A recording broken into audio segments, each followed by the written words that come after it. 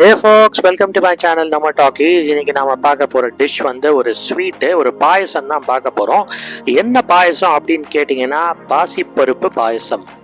பாசிப்பருப்பும் வெல்லமும் சேர்த்து ஒரு பாயசம் செய்ய போறோம். இதுல சுகர் கிடையாது. தேவையான பொருட்கள் பாசிப்பருப்பு, அந்த ரைட் ஹேண்ட் சைட்ல இருக்க பாருங்க, லெஃப்ட்ல இருக்கிறது கொஞ்சம் கடலைப்பருப்பு. பாசிப்பருப்பு என்ன அளவுக்கு எடுக்கிறீங்களோ அதே அளவுக்கு வெல்லமும் ரெடி பண்ணி வச்சுக்கோங்க, பொடி வெல்லம். ஃபர்ஸ்ட் வந்து இலுப்பு சட்டியில மீடியம் ஃப்ளேம்ல பாசிப்பருப்பும் கடலைப்பருப்பும் நல்லா வறுத்துக்கோங்க. ஒரு ஃபியூ மினிட்ஸ் நல்லா வறுத்துக்கோங்க. அதனுடைய கலர் வந்து லைட்டா நீங்க சேஞ்ச் ஆகிறத பார்க்கலாம். ஆக்சுவலா இது கொஞ்ச நேரம் நீங்க செஞ்சுதான் ஆகணும். இதுக்கு அப்புறமா நம்ம இந்த பாசிப்பருப்பும் கடலைப்பருப்பும் நம்ம தண்ணி விட்டு வேக வைக்க போறோம். ஸோ அது வரைக்கும் நீங்க வந்து நல்லா வறுத்துக்கிட்டே இருங்க. இந்த பாயசத்தோட ஸ்பெஷாலிட்டி என்னன்னு கேட்டீங்கன்னா இதுல வந்து சுகரே கிடையாது. இதை வந்து நம்ம வெல்லத்தை வச்சு செய்ய போறோம். அதனால உடம்புக்கு வந்து ரொம்ப ரொம்ப கெடுதலா, ஸ்வீட் ரொம்ப அதிகமா இருக்குமா அப்படின்னு கேட்டீங்கன்னா வெல்லம் வந்து சுகரை விட கம்பேரிட்டிவ்லி பரவாயில்ல. அதனால இந்த பாயசம் நீங்க சாப்பிடலாம்.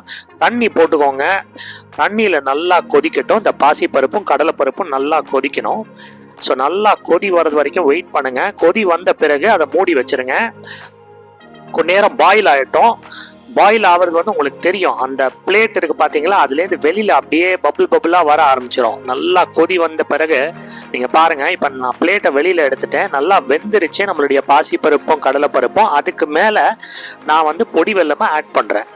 எவ்வளவு பொடி வெல்லம்னு கேட்டீங்கன்னா முன்னாடி சொன்ன மாதிரி தான். நீங்க எவ்வளோக்கு எவ்வளவு பாசிப்பருப்பு எடுத்தீங்களோ அதே குவான்டிட்டி பொடி வெல்லம் எடுத்துக்கோங்க. நல்லா மிக்ஸ் பண்ணுங்க, நல்லா கிளறி கொடுங்க, நல்லா ஸ்டிர் பண்ணுங்க.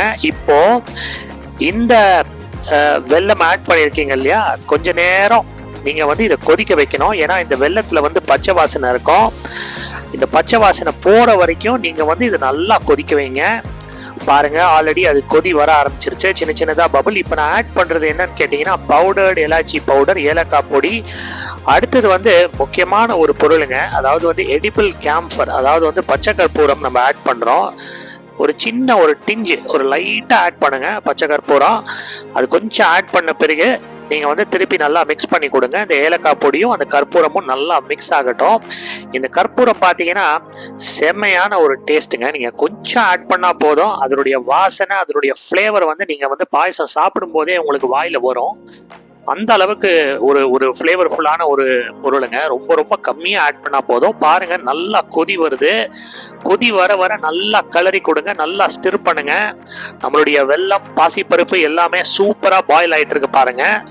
பாயில் ஆய் வரும் பொழுது நீங்க அடுத்தது என்ன செய்யணும் அப்படின்னு கேட்டீங்கன்னா, நல்லா காய்ச்சின பால் எடுத்து வச்சுக்கோங்க. நான் அந்த காய்ச்சின ப்ராசஸ் நான் உங்களுக்கு காட்டல இந்த வீடியோல.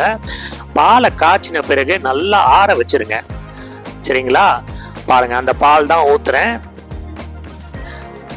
மறுபடியும் சொல்றேன், நல்லா பாலை காய்ச்சின பிறகு அதை வந்து கூல் டவுன் பண்ண வைங்க, ஆற வச்சிருங்க. அதன் பிறகு இதுல வந்து நீங்க வந்து இந்த பாலை வந்து ஊத்துங்க.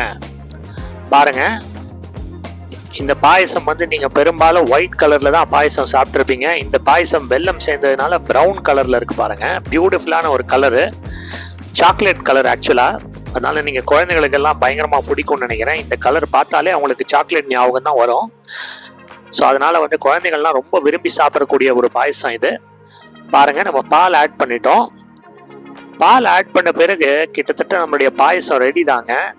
இப்போ நான் வந்து இந்த பாத்திரத்துக்கு மாற்றிக்கிட்டேன். ஏன்னா அதில் நம்ம வந்து கேஷ்யூநட் அண்ட் கிஸ்மிஸ், அதாவது வந்து ட்ரை கிரேப்ஸ் எல்லாம் போட்டு வதக்க போகிறோம். அதனால நான் இந்த பாத்திரத்துக்கு நம்மளுடைய பாயசத்தை மாற்றிக்கிட்டேன். கொஞ்சம் நேரம் கொதிக்கலாம் ஃபர்தராக, ரொம்ப கொதிக்கக்கூடாது.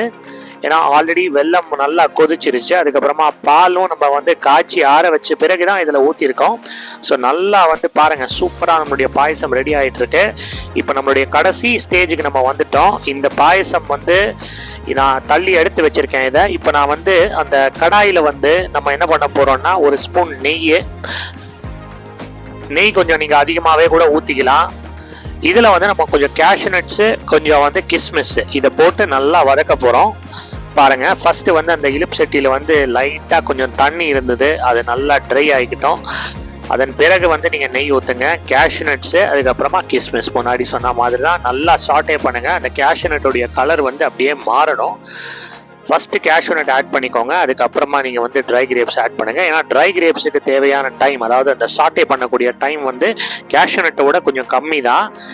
ஏன்னா அது ஏற்கனவே ரொம்ப சாஃப்டா தான் இருக்கு. அதனால கொஞ்ச நேரம் கழிச்சு நீங்க ட்ரை கிரேப்ஸ் ஆட் பண்ணுங்க. ஸோ நல்லா சாட்டே பண்ணிக்கோங்க. கிட்டத்தட்ட நம்மளுடைய பாயசம் ரெடி ஆயாச்சு. இப்போ இந்த மேட்ரை நீங்க என்ன பண்றீங்கன்னா, இந்த இலுப்பு சட்டியை தள்ளி எடுத்து வச்சுக்கிட்டு இந்த பாயசம் அங்க ஒரு பாத்திரத்துல ரெடி பண்ணி வச்சிருக்கோம் பாத்தீங்களா, அதுல இந்த வறுத்த கேஷ்யூ நட் கிஸ்மிஸ் ரெண்டுத்தையும் இப்படி ஆட் பண்ணுங்க. பாருங்க, அவ்வளவுதாங்க, நம்மளுடைய பாயசம் சூப்பரா ரெடி ஆயிடுச்சு. நம்மளுடைய கேஷ்யூ நட் கிஸ்மிஸ் ரெண்டுத்தையும் ஆட் பண்ண பிறகு இன்னும் ஒரு சின்னதா ஒரு ஸ்டிர் ஒன்று பண்ணுங்க. அப்படியே கிளறி கொடுங்க.